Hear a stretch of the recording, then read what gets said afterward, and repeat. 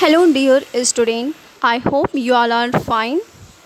So, in SHT, we are discussing history, second chapter, nationalism in India, and in this chapter, we have lastly discussed about the concept of the cooperation, the reason behind the launching of the non-cooperation, as well as the expression of Mahatma Gandhi in his book, which types of idea he represent in his book Hind Swaraj. So I'm going to start the new topic. What were the stages proposed for the non-cooperation movement? आज हम इसमें ये देखने की प्रयास करेंगे कि non cooperation movement में किस तरीके के स्टेज, किस तरीके के स्टेप्स वहाँ पे बताए गए थे। तो स्टेजेस के बारे में हम जानने की कोशिश करते हैं। तो इसमें हम सबसे पहले देखें रेन्यूंसिएशन ऑफ टाइटल्स।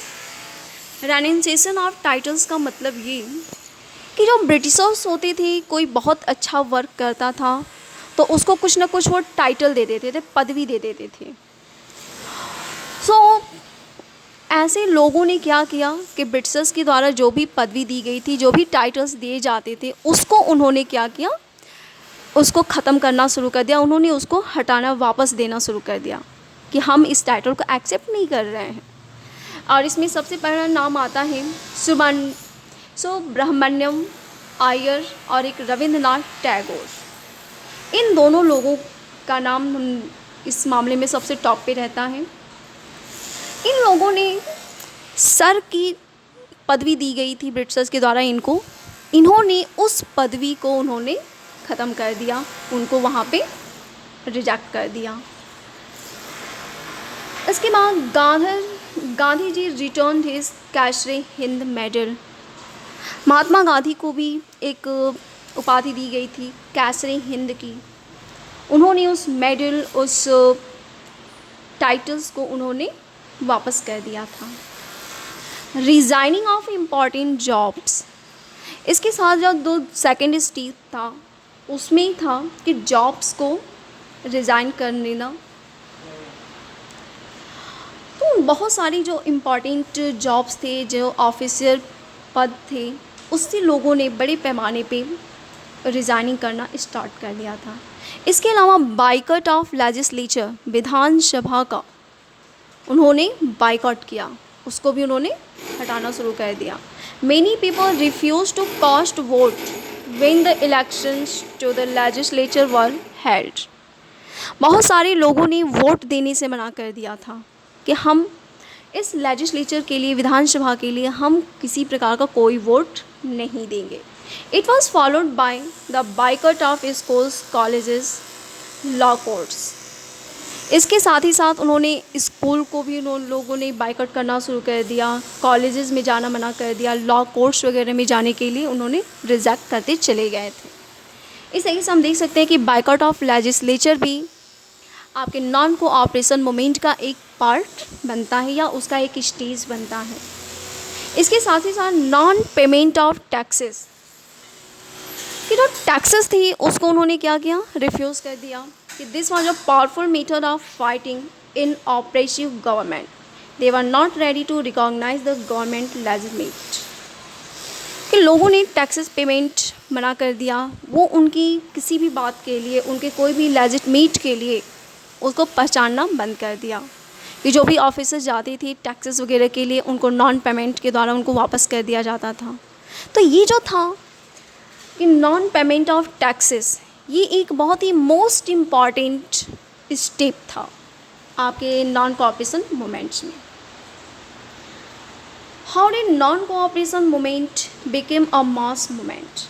अगर हम देखें तो नॉन कोऑपरेशन मूवमेंट जो महात्मा गांधी के लीडरशिप में 1920 को लॉन्च किया गया था, इसका मेन था कि जो पंजाब, टर्की और जो इंडिया में जो भी इनजस्टिस हो रही थी उनको प्रोटेस्ट करने के लिए था। एजुकेटेड मिडिल क्लास इसमें बहुत बड़े पैमाने पे, जो टाउन्स में, सिटीज़ में बड़े पैमाने पे पार्टिसिपेट होना शुरू कर दिए। Educational institution, law courts and foreign goods were boycotted. जितने भी एजुकेशनल इंस्टीट्यूशन थे जो ब्रिटिशर्स के द्वारा एस्टाब्लिश किए गए थे, जो लॉ कोर्ट्स बनाए गए थे, इन जो फॉरेन गुड्स वहाँ से आते थे उन सभी को लोगों ने बाइकआउट करना शुरू कर दिया था। इसके अलावा council election were boycotted in all provinces except in Madras where Justice Party was non Brahmins contested. अगर हम सिर्फ मद्रास को छोड़ करके अधिकांश प्रोविंसेस में, अधिकांश क्षेत्रों में लोगों ने इलेक्शंस का बाइकआउट करना शुरू कर दिया था। लोग इलेक्शन देने वहाँ पे इलेक्शन का बाइकआउट किया, वो वोट करने नहीं जाते थे। इस तरीके से हम देख सकते हैं कि काउंसिल इलेक्शन भी बड़े पैमाने पे बाइकआउट लोगों के द्वारा किया गया था। Peasants organise movement against taluqdars land loss in village under the leadership of Baba Ramchandra. कि जो पीजेंट्स थे, किसान थे, उन्होंने बाबा रामचंद्र की लीडरशिप में बड़े पैमाने पर तालुकदार और जो लैंडलॉर्ड्स थे उनकी अगेंस्ट बहुत बड़ा उन्होंने मूवमेंट स्टार्ट किया था। Tribal people started an armed struggle in Gudem hills of Andhra Pradesh under the leaders of Alluri Sitarama Raju. Tribals में जो आदिवासी थे उन्होंने भी ब्रिटिशर्स का बड़े पैमाने पे विरोध किया था। इसका बेस्ट एग्जाम्पल हमें आंध्र प्रदेश में दिखाई देता है। तो आंध्र प्रदेश का जो गुडैम हिल्स एरिया है वहाँ पर ट्राइबल्स आर्म्ड स्ट्रगल यानी अपने हथियारों के साथ उन्होंने स्ट्रगल करना शुरू किया था और इसका जो लीडिंग थी वह अलूरी सीताराम राजू के द्वारा किया गया था। इसके अलावा आपकी असम के प्लांटेशन में जो काम करने वाले लोग थे उन्होंने भी मूवमेंट्स बड़े पैमाने पे स्टार्ट किया था। चौरी चौरा, अब एक चीज़ यहाँ पे ध्यान देने की बात है कि आपके उत्तर प्रदेश का एक जगह का नाम है, गोरखपुर के आसपास में पड़ता है चौरी चौरा।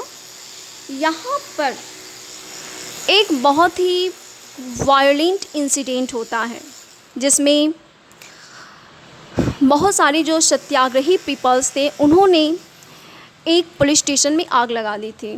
उस फायर की वजह से बहुत सारी, उसमें लगभग 22 के आसपास पुलिस ऑफिसर्स वहाँ पे बर्न हो गए थे और इसी की वजह से महात्मा गांधी ने नॉन कोऑपरेशन मूवमेंट वापस ले लिया था।